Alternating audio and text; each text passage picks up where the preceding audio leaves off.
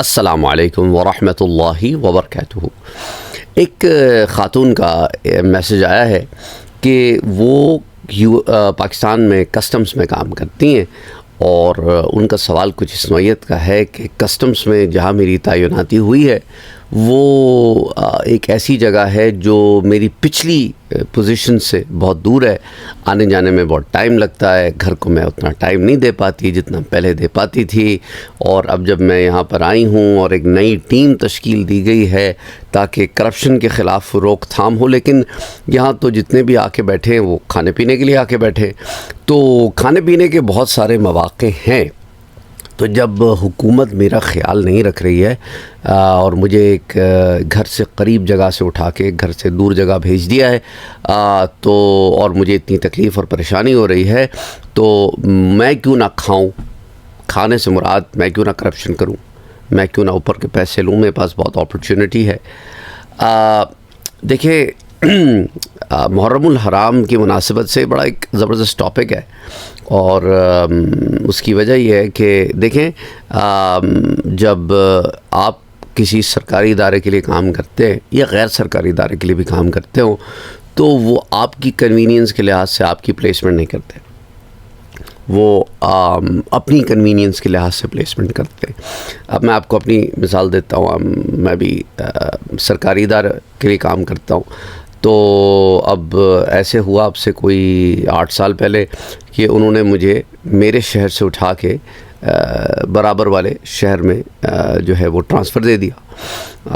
اس کی وجہ سے اب جو ہے مجھے جب بھی کام پہ جانا پڑتا ہے تو اپنے شہر کو چھوڑ کے دوسرے شہر جانا پڑتا ہے، تو اب میرا جو کمیوٹ ٹائم تھا وہ ایک طرف کا 3 گنا بڑھ گیا ہے۔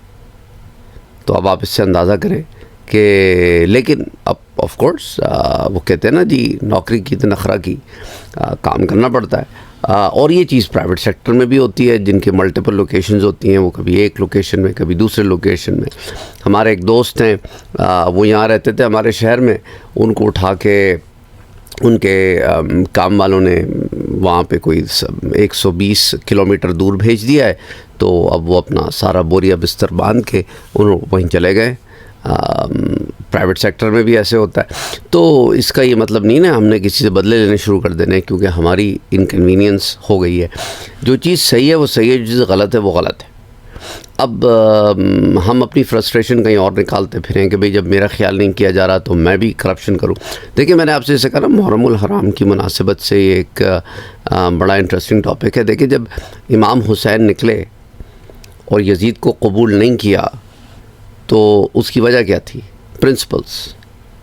جو پرنسپلز ہیں اس کے مطابق امام حسین سمجھتے ہیں کہ Yazid is not in a place where he should be ruling the امہ، تو وہ جو ہے اس کو اس کی بیعت نہیں دیتے، اس کی بیعت نہیں اس کو جو ہے تو اس کو ایکسیپٹ نہیں کر رہا ہے وہ as a leader of the Muslims.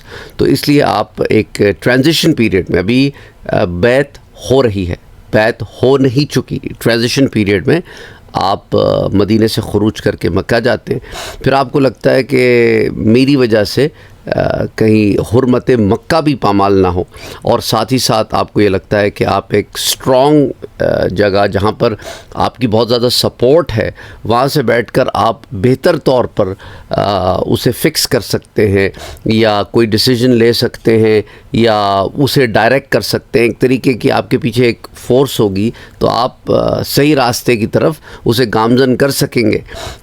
تو آپ اسی لیے کوفے کی طرف چلے جاتے ہیں، لیکن وہ کوفے والے ہی دغا دے دیتے ہیں، وہ ایک الگ بات ہے۔ لیکن کسی بھی غلط چیز کو قبول نہیں کرنا، یہ ایک بہت بڑا میسج ہمیں ملتا ہے حضرت امام حسین کی موومنٹ سے کہ غلط چیز کو میں کیسے قبول کروں۔ بے شک اس غلط چیز کو قبول کرنے کے لیے مجھے پریشرائز بھی کیا جائے گا، مجھے ایموشنلی بھی ہرٹ کیا جائے گا، فزیکلی بھی ہرٹ کیا جائے گا، لیکن میں غلط چیز کو قبول نہیں کروں گا۔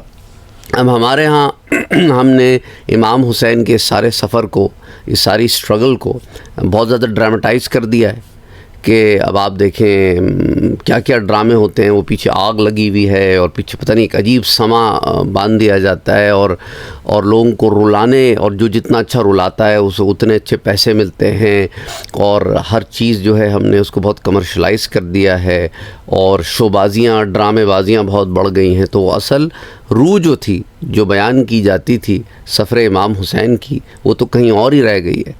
تو اور ہم نے اس کو کسی اور چیزوں میں ڈال دیا ہے. تو یہی حال جو ہے ہم ادھر بھی دیکھ رہے ہیں کہ بھئی میرے ساتھ چونکہ یہ ہوا ہے تو پھر میں بھی ایسا کروں. تو وہ جو اصل روح تھی کہ غلط کو غلط سمجھنا اور اس کے خلاف ڈٹے رہنا، وہ تو کہیں اور رہ گئی، اور ہم بھی دھارے میں بہتے چلے جا رہے ہیں. تو اس لیے آج کل کے زمانے میں غلط کو غلط کہنے والے کو لوگ الٹا کوسنے لگ جاتے ہیں کہ تم ہوتے کون ہو اور تمہیں ہی سوجھی ہے، اور مختلف باتیں کرتے ہیں. ہمارا معاشرہ کچھ اس طرح کا ہو گیا ہے. تو بہرحال I hope you got my point کہ آپ کے ساتھ جو ادھر جاب پہ موو کیا ہے، اس کا یہ مطلب نہیں ہے کہ آپ اس کا بدلہ لینا شروع کر دیں کرپشن کر کے.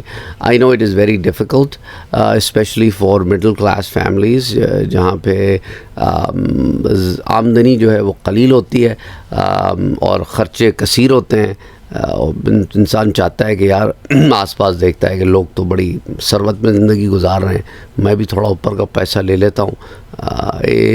That's a test, that is the test, یہی تو ٹیسٹ ہے. بہرحال اللہ آپ کی مدد کرے، آمین. اللہم صلی علی محمد وعلی آل محمد صلی اللہ علیہ وسلم. بہرحال آپ کے سوالات مجھ تک میری ٹیم جو ہے وہ بھیجتی رہتی ہے. ابھی ایک دو چینجز ہم نے اپنی ٹیم میں کیے ہیں. ایک دو نئے لوگ جو ہیں انہیں شامل کیا ہے، اسپیشلی واٹس ایپ کے لیے اور انسٹا کے لیے، تاکہ مجھے تھوڑا سا ادھر سے ٹائم فری ہو جائے as I am working on some other things. اور اس سے متعلق میں آپ کو کچھ بتاؤں گا کہ کون سی چیزیں جن پر ابھی ہم تھوڑا کام کر بھی رہے ہیں.